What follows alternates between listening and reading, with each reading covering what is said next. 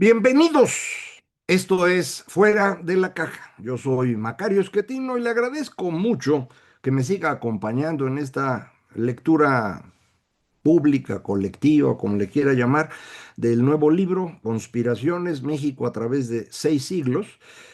Vamos al capítulo 3, pero antes de eso, de los comentarios que hicieron favor de enviarme, algunos muy detallados y valiosos, lo más recurrente fue acerca de los frailes. eh, Quejas de que diga yo que los frailes que llegaron no eran así muy brillantes. Efectivamente no lo eran. Los primeros que llegan, recuerda usted, son los franciscanos, luego llegan los dominicos. Hay un gran pleito entre ellos, por razones que no son específicas de aquí, pero se reflejan aquí. Por eso Bartolomé de las Casas, dominico, se avienta durísimo contra los conquistadores, que efectivamente había varios de ellos bastante malos, pero era también para desacreditar a los franciscanos. Los otros que llegaron, la tercera orden que llegó más o menos al mismo tiempo, los agustinos, se juntaron con los franciscanos, estuvieron de su lado. Durante todo el siglo XVI tenemos un crecimiento muy significativo de los frailes, que van a estar construyendo monasterios por todas partes. Algunos todavía andan por ahí, muy bonitos, muchos de ellos. No todos los que llegaron eran personas sencillas, había también personas estudiosas, calificadas, que hicieron una gran cantidad de gramáticas de los lenguajes que fueron encontrando, diccionarios. Muchos de ellos ahí están en versiones originales. El TEC de Monterrey tiene una biblioteca separada que se llama la Biblioteca Cervantina, en donde tiene una gran cantidad de estos libros originales. No es el único lugar, pero yo lo conocí cuando estuve allá. Eh, pues no es necesario insistir en la gran diferencia de la llegada de los españoles aquí a la llegada del resto de los europeos a otras partes de América, que fueron ya bajo la otra lógica de imperio. Recuerda usted, lo comentamos, viene al inicio del libro. Son cosas muy distintas, lo que llamamos imperio español de los imperios coloniales que esencialmente se construyen en la segunda mitad del siglo XVIII y sobre todo el siglo XIX, que es así, son coloniales, extractivos, miserables y todo lo que usted quiera. Y de ahí muchas personas extienden esa idea a cómo fue la ocupación española de América, y no tiene nada que ver, son dos cosas totalmente distintas. Recuerde usted, lo hemos comentado muchas veces, lo vuelvo a decir ahora, relacionado precisamente con estos frailes que van a estar dedicados de cuerpo y alma literalmente a la evangelización de los ya que llamamos indígenas. Eh, Platicamos en el capítulo 2 la gran tragedia demográfica que se vive en Nueva España, con la multitud de epidemias producto de la falta de inmunidad en las personas que vivían aquí, de enfermedades pues, que nunca habían tenido. Es enfermedades que vienen, insisto, de la cercanía con los animales, que pues quienes venían de Europa pues, habían sufrido eso durante siglos, milenios de hecho, y los que habían sobrevivido eran los que eran más o menos inmunes. Acá no, entonces órale, se nos fue, no sé, 2/3, 90% de la población, nadie sabe. Pero pues para mediados del siglo XVII toca a fondo la caída de la población, y ahí es donde empieza el capítulo 3. Lo estoy arrancando de 1648 a 1763. Eh, este es el capítulo del contexto de México, que empieza a dejar de ser España para empezar a ser de otras partes también. Eh, ¿Por qué uso estos años? Porque en 1648 termina la Guerra de los 30 años, la gran guerra religiosa en Europa, eh, en donde coincide el final de la Guerra de los 80 años, que es la guerra entre Flandes y España. producto, recuerda usted, lo platicamos, de esta brillante idea de Carlos de heredarle a su hijo Felipe las propiedades de los borgoñones, Flandes. Eh, Felipe era un fanático católico y los de Flandes pues eran más de libertad religiosa y muchos de ellos eran también ya de diferentes denominaciones protestantes y pues no se querían dejar. Y fue una guerra larguísima, costosísima, y termina al mismo tiempo, 1648. Ese es el inicio de este capítulo y lo termino en 1763, que es el final de la Guerra de los Siete Años. Esa es una guerra que poca gente recuerda. Sin embargo, es clave para entender el mundo moderno. Ahí se define el mundo moderno. Eh, en este periodo, España se va al fondo. Le tocan reyes malitos, ¿se acuerda usted?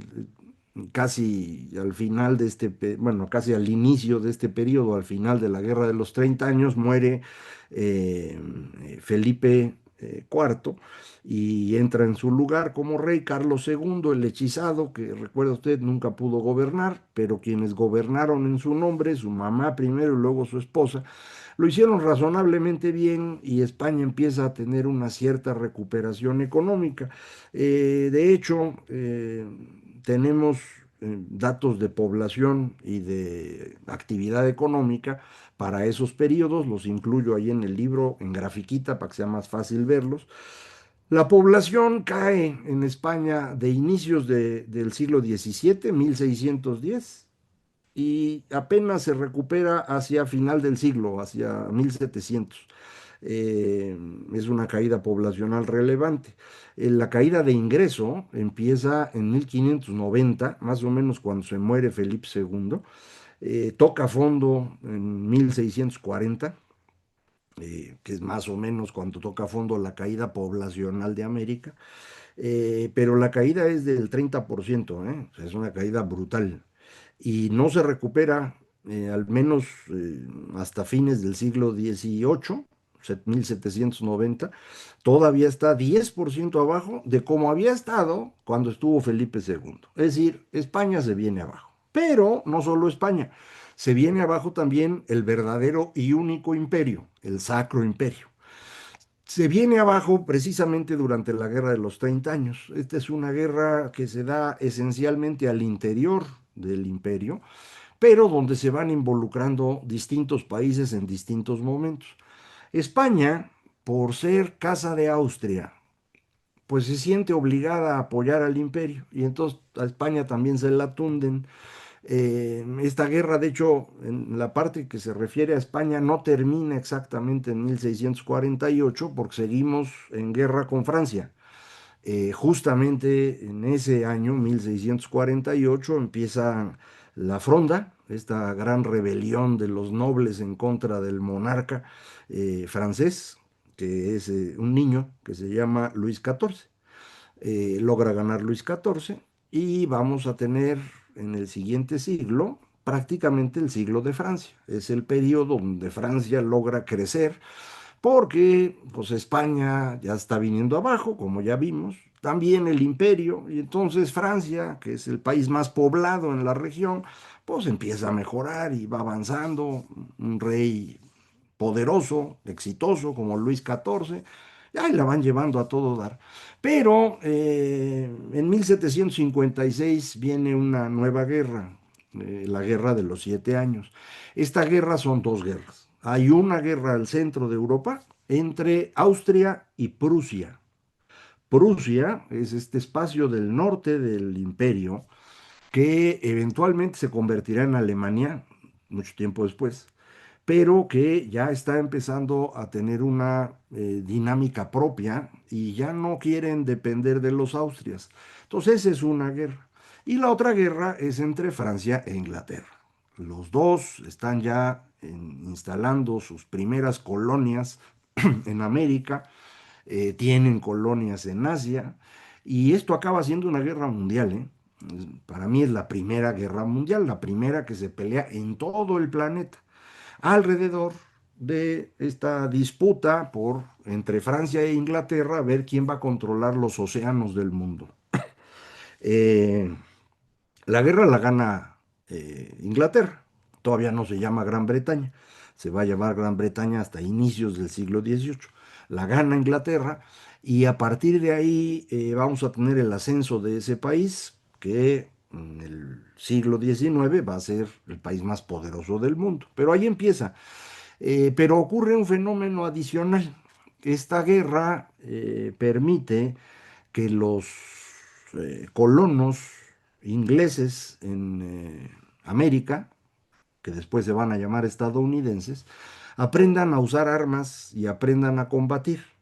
Porque, le digo, la guerra se peleó en varios continentes y la guerra aquí, en América, se peleó entre los colonos estadounidenses y los franceses que ocupaban todo el río Mississippi, desde su desembocadura en Nueva Orleans hasta los Grandes Lagos, y de ahí el río San Lorenzo, lo que ahora es Quebec.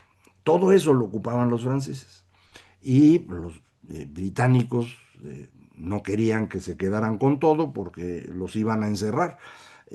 A un lado de Nueva Orleans, donde empieza Florida, esa parte era española. Entonces, pues se estaban quedando encerrados. Todos los ingleses no quieren eso, enseñan a sus colonos a combatir. En Estados Unidos esta guerra se llama Guerra de los Franceses y los Indios, porque es entre los colonos estadounidenses o ingleses en ese momento con los franceses, pero con la gran participación de indios americanos en los dos lados. Y esto va a ser muy importante. Ahí aprenden a trabajar en conjunto con ellos. Yo leí alguna vez que ahí es donde George Washington aprende lo que es una federación, porque los iroqueses, conocidos también como las Cinco Naciones, eran una confederación de pueblos que habían encontrado una forma adecuada de administrar sus diferencias, pero trabajando en conjunto. Y eso es lo que a Washington le va a gustar para Estados Unidos. Pero bueno, esto ocurre. Y ocurre otra cosa bien importante. Todo el mundo se gasta el dinero que tenía en la guerra. Entonces acaban quebrados todos. Acaba quebrado perdón, Inglaterra, acaba quebrado Francia, Austria y España, todos quebrados.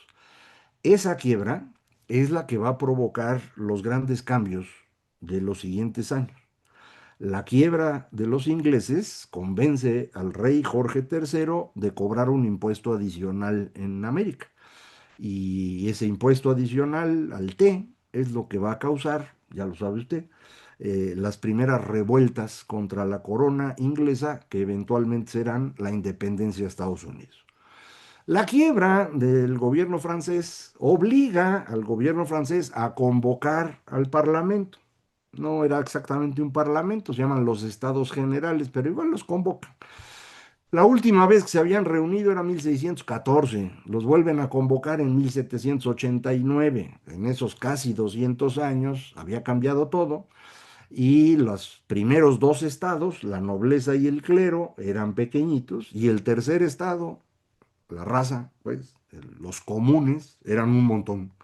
Y pues hacen una rebelión y esa es la Revolución Francesa. En Austria lo mismo, la quiebra le impide a Austria ya tener alguna relevancia en el futuro, le permite a Prusia convertirse en el gran poder central de Europa, después Alemania, y ya sabe usted lo que pasa. Y España queda tan mal que empiezan a tratar de saquear, ahora sí, a América. Pero todo eso ocurre después de 1763. En el periodo que estamos platicando, lo que es más claro es este derrumbe de España. Y mientras España se está derrumbando, nosotros aquí pues, estamos en pleno ascenso. Eso es lo que vamos a platicar en el capítulo 4.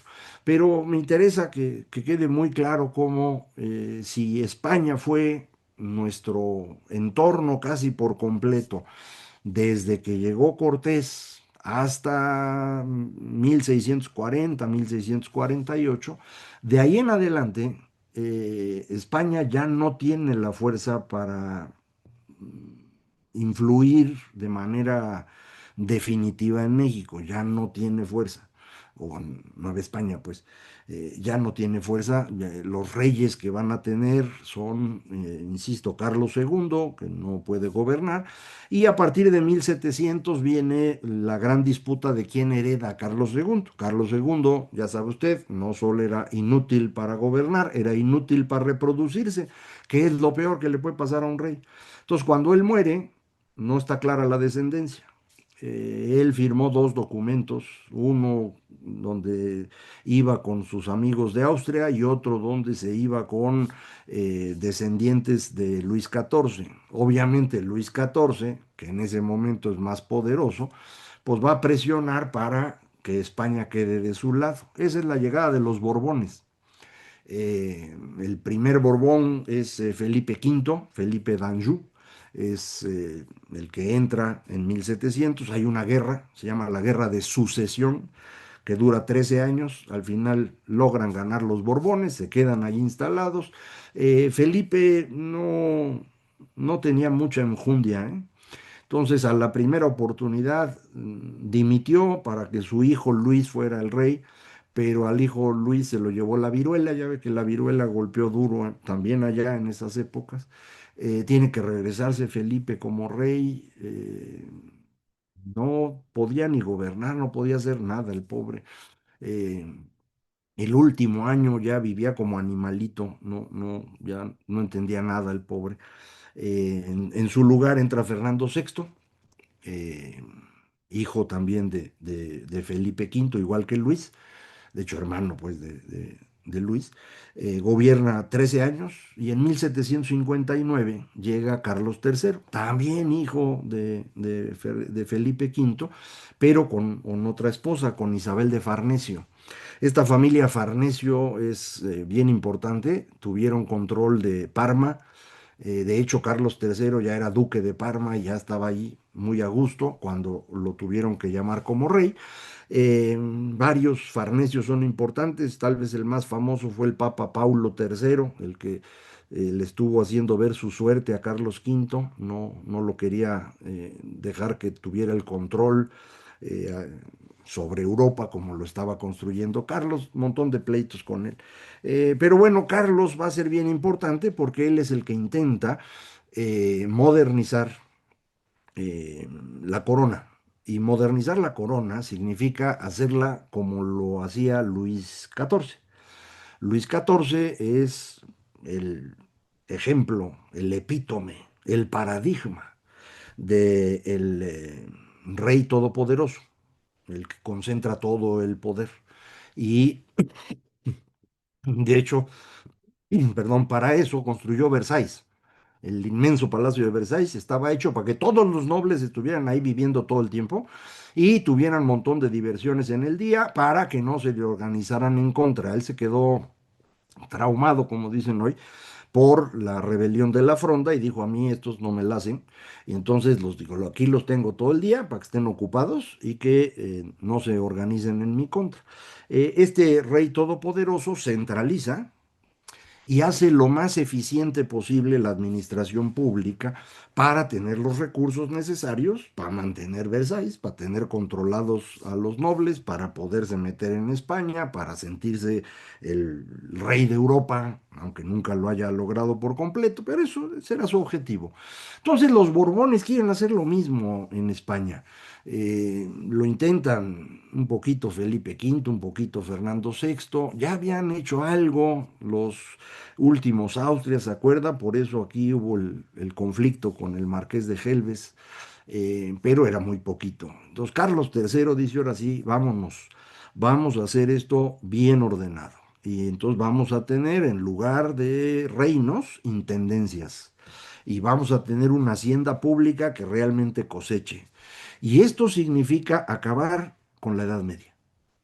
Recuerde, las construcciones medievales o renacentistas tienen su origen en el pueblo que deriva su soberanía, como dice todavía nuestra Constitución, en una persona.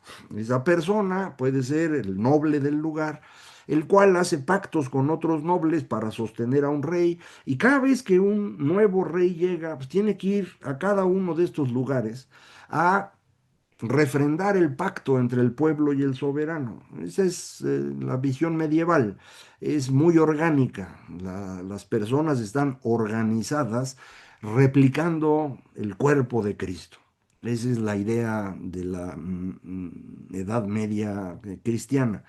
Eh, Así como existe el cuerpo de Cristo, debe existir en la tierra un cuerpo terrenal a cuya cabeza está el rey y donde cada uno ocupa una parte del cuerpo. Todos somos indispensables para que esto funcione y nadie puede jalar para su santo.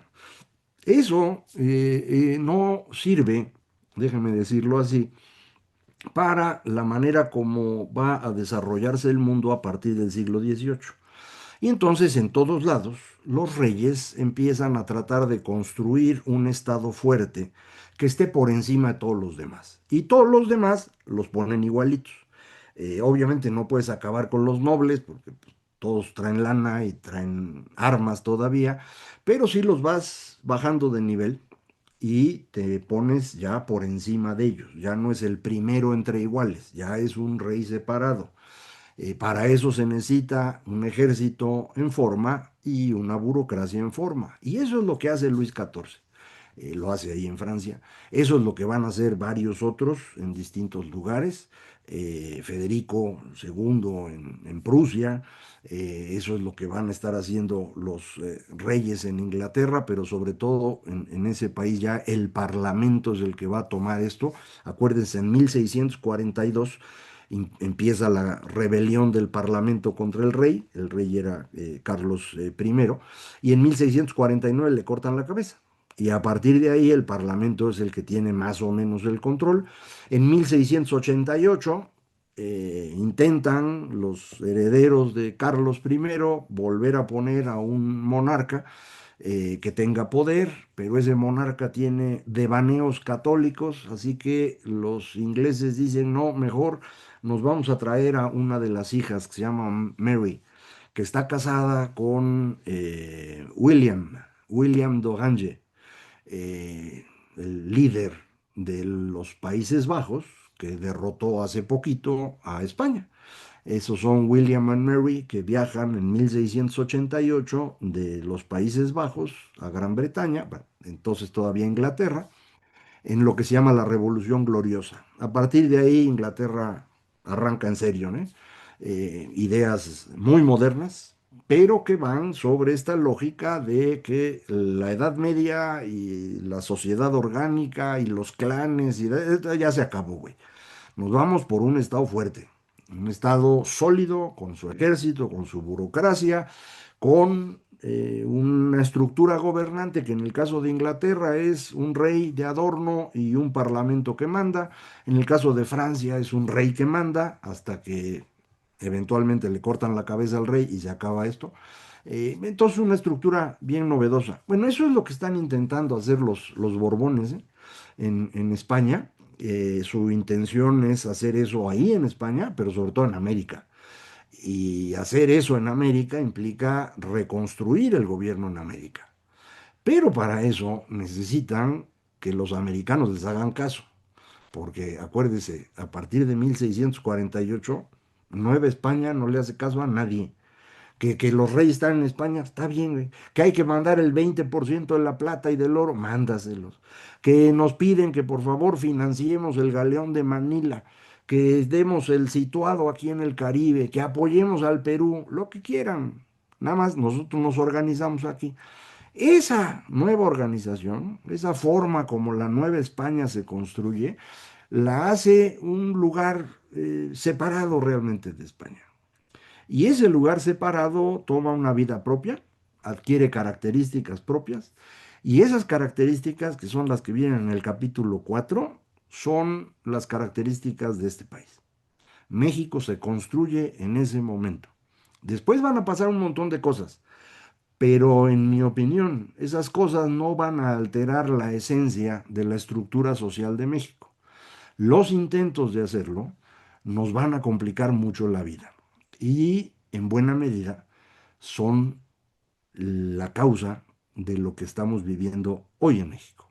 Pero eso exige que primero nos vayamos al capítulo 4 y eso lo hacemos la próxima semana. Muchísimas gracias. Esto fue Fuera de la Caja.